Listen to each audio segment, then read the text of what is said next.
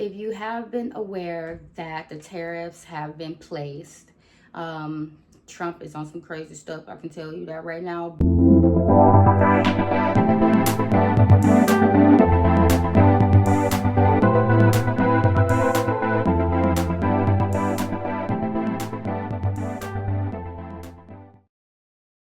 Hey y'all, so I am back with another video. This is my second video, and my inventory came in today. I might not sound too much excited. That's because there's a lot of stuff that's been going on today. One, with there being my kids are here today, so I had to put them down for a nap before I even was able to do this video because they were just wilding, wigging all over the house, running around, acting crazy, and they started early and not late. So I have them here. It's Good Friday, so there's no school, no daycare, anything like that.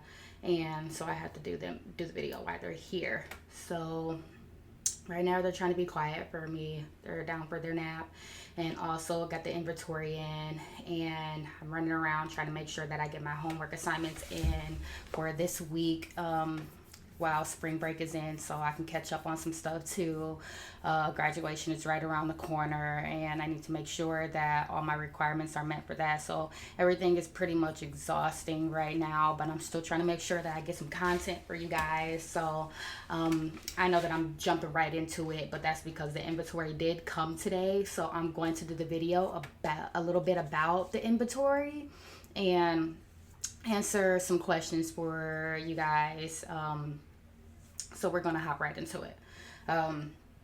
So I got my inventory in today. I was waiting around all morning because it's been raining like crazy here in Wisconsin, and it's been raining pretty bad today. So I didn't want any of the inventory to get wet. I needed to hurry up and snatch it up. So I've been pretty much up all morning since like 6 this morning,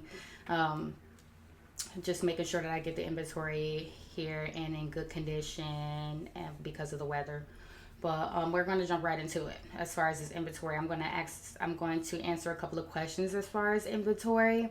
A lot of stuff that people want to know about the inventory and how to price it and things like that. So I'm going to answer the first question that I get from a lot of people, which is basically, how much inventory should you buy for your business?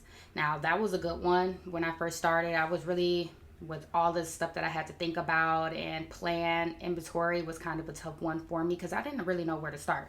So I'm just looking at my notes here. So one thing I wrote down, I said, for inventory, you should always start with a sample.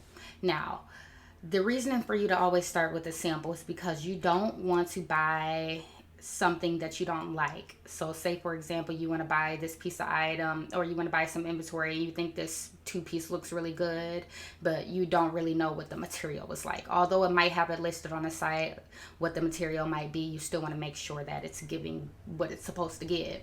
So you want to do a sample. You want to feel the material, see how it fits, see if the sizing is top tier, like if it's really the size that it says it is. So if small is an actual small, and if medium is an actual medium. So you want to make sure that it meets those criteria before you actually get a whole lot of inventory.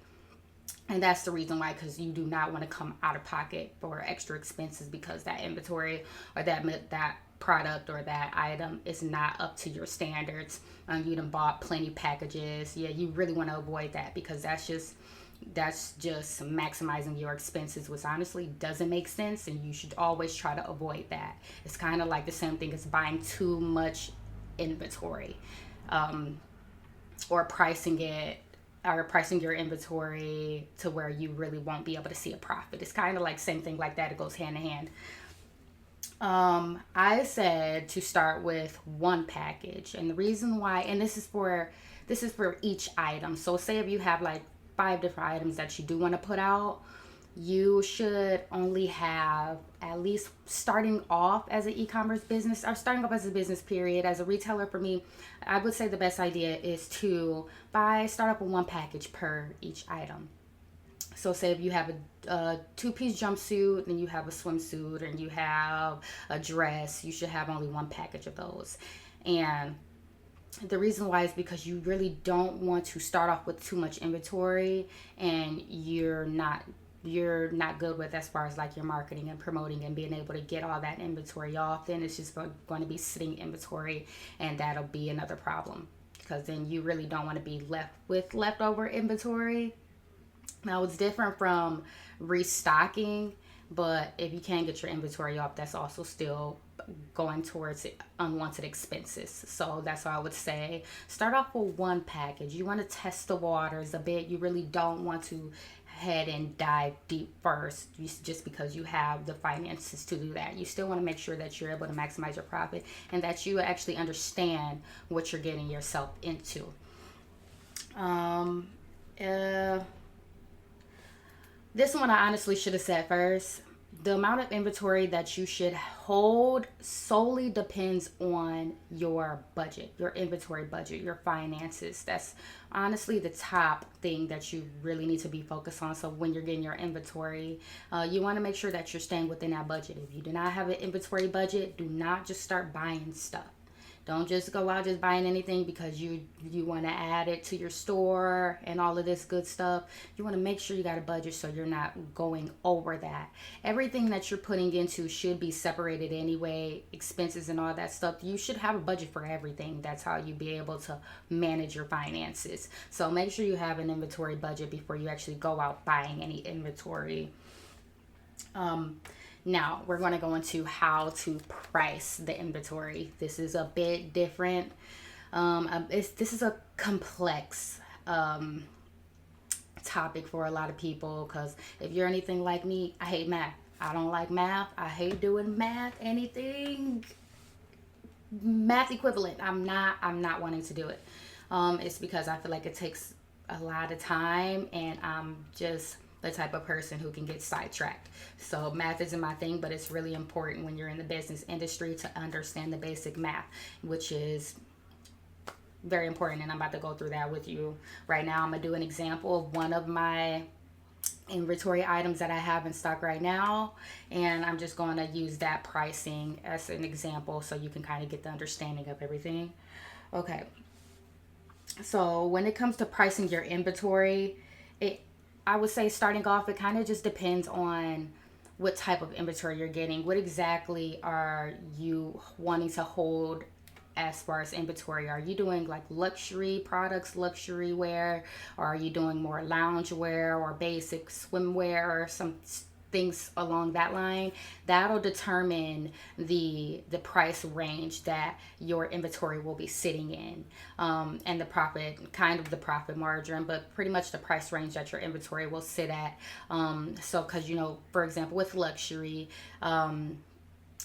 things like party, like going out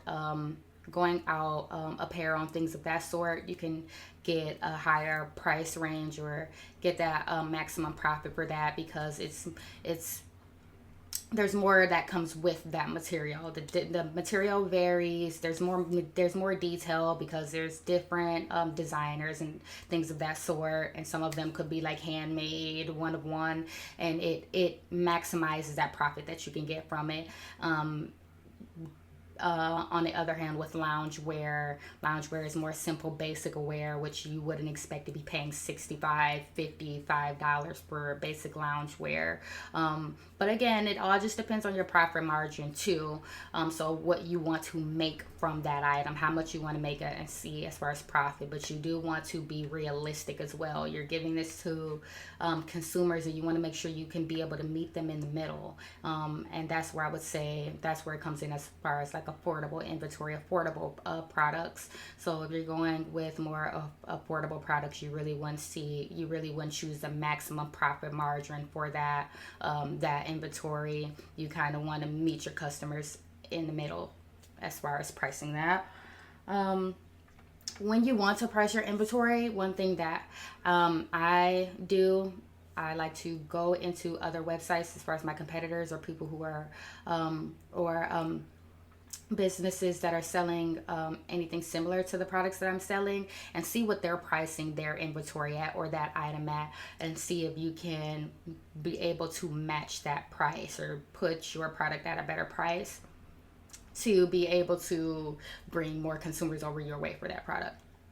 Another thing is you also can look on websites and it'll show you what items they have out of stock, so you can actually get your inventory based off of popularity from other competitors websites, so you know that you will receive the profit because it's popular. And if you don't really know exactly what products are popular as far as inventory and what to hold, once you go to these websites, those will be the ones that are considered sold out, or they would even have it categorized on their website that shows popular items or most wanted items. And then you can do it that way because you know that the products that you are going to have in inventory are in high demand currently.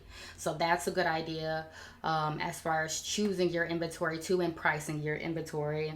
And also choosing good colors. The more popular items depend also on it. You will see a pattern of certain colors being sold out.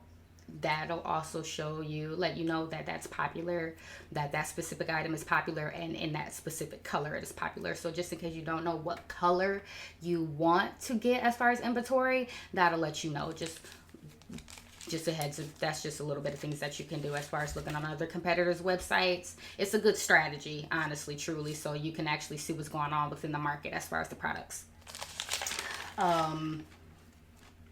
We can say, so we're going to continue on with the pricing the inventory.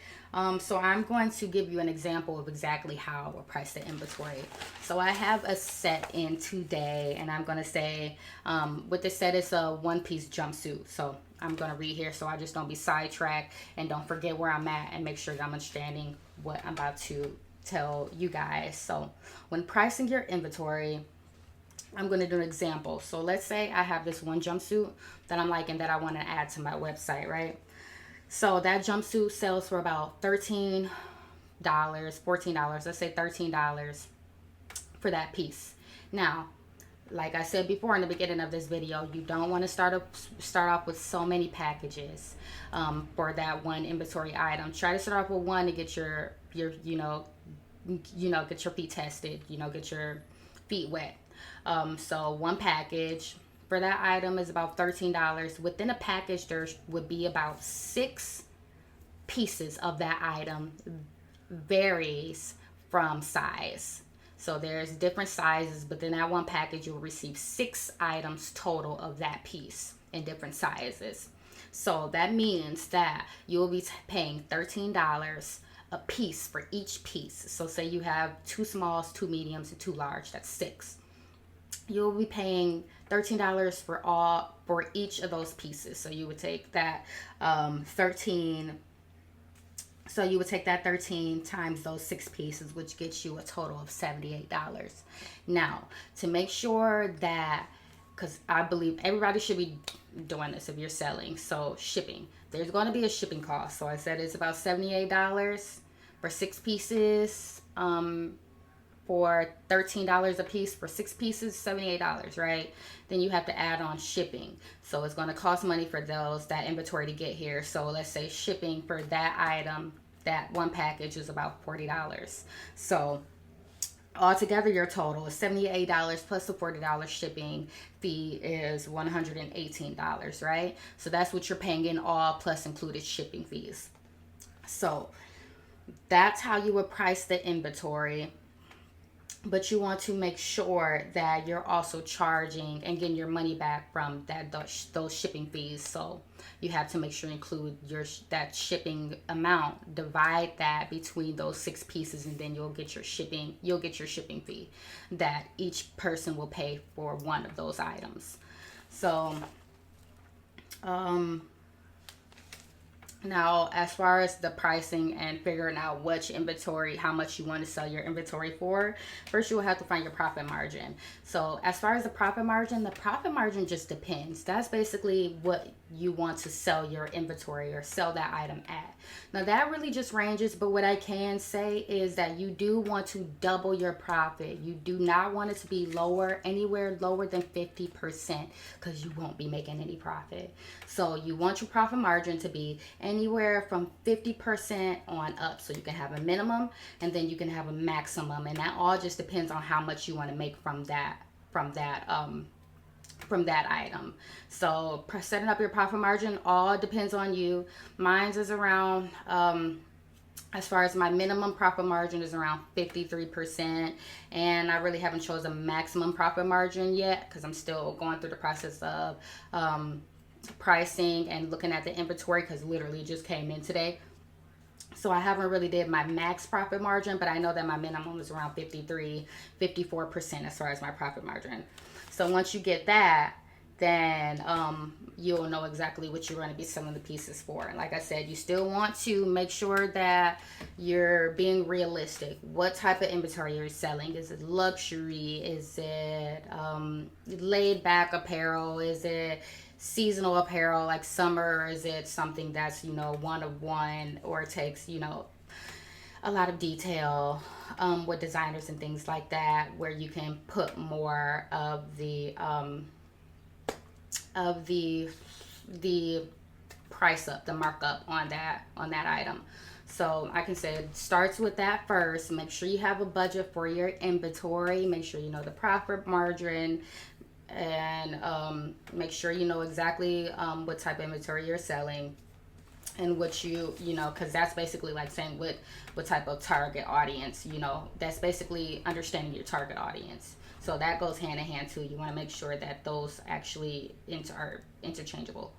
I do have a bit of some gems that I can say when you are going on your search for inventory and looking at vendors and wholesalers. So if you have been aware that the tariffs have been placed, Trump is on some crazy stuff, I can tell you that right now, but tariffs are in place. It makes it really hard for us business people to actually find products without being upcharged these massive amounts for shipping, or even our products being delayed. So I don't really want to be in between that. So I'm trying to find my vendors and wholesalers within the United States. I'm looking at some in California right now currently. And I'm going to look at this material and see if I like it. And if I do, California got them a new business partner. But other than that, with the tariffs in place, a lot of vendors and wholesalers websites now currently, they have their vendors and wholesalers list separated based on where they are located. So now they have it separated, categorized to where the United States wholesalers and vendors are in one category, and then the foreign vendors and wholesalers are in another category. So it'll make it easier for you to determine, to make sure that you're, right now with the tariffs, I think it'll be a good idea to find an alternative products here in the U.S. So it'll be easier for you to find U.S. vendors and wholesalers that way. And also, once you get your inventory and all that stuff, you will have to go through adding descriptions and all that stuff and manually pricing. I know with some wholesalers and vendors websites currently, they do have a system to where you can add your point of sale. You can integrate your point of sale with that vendor with your store, so those descriptions and all that stuff can just be sent right on over to your store, and you don't have to manually put that stuff in. It saves you a lot of time and effort, which I think is important. Honestly, is amazing. So you can put all that effort into something else that you want to do, like more content creating, or things like that. Let me see if I missed anything for y'all, because I've been on a roll right now. I think that is about it. I'm going to put up this app that I use as well to help me find my profit margins and help me with, as far as with pricing. Also, some websites, once you do your inventory, it will have wholesaler amount and vendor amount, and it'll also have retail amount, just in case if you want to go with that as far as pricing, or give you a good idea or scope of where you want to aim your pricing at with your inventory. But other than that, I pretty much gave y'all a mouthful right now, and I'm tired. It's been a long day, but I'm glad that I got to chat with y'all today about inventory. I'm excited to get some more energy, take a break, get some more energy, and start back on this inventory so I can hurry up and get that out the way as well. I already have a few people that are excited to see what my inventory is about, and I'm excited too. Right now, the main thing I wanted to do is make sure I get this video, because I'm a mama, y'all. I had to put my kids down to sleep, being able to set up, do the makeup, set up everything to get the video and everything in order, wait for inventory. So I'm a little bit exhausted right now, but one thing that I'm going to do, I need to stop and make sure that I got my homework and everything in order, because graduation is right around the corner and I am not failing that. But other than that, I'm happy that I got to talk to y'all, and I will see y'all next video. Make sure you like and subscribe to get more information as far as business 101. And I am here with y'all every step of the way on y'all business journey. Bye.